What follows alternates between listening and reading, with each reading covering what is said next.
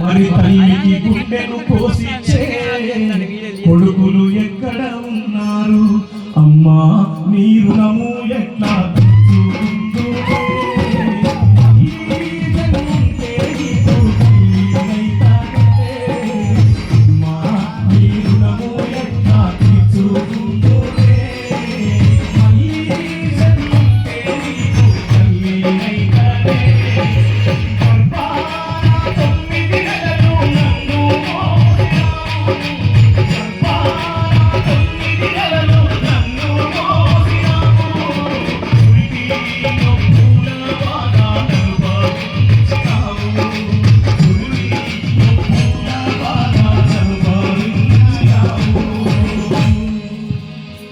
సాగుకేను ఎదురెళ్ళి పుట్టుకేను నాకిస్తే, సాగుకేను ఎదురెళ్ళి పుట్టుకేను నాకిస్తే, కన్న తల్లిని కన్న తండ్రిని అనాథాశ్రమంలో వదిలేస్తుంటే, అమ్మా నీ రుణము ఎట్లా తీర్చుకుందునే?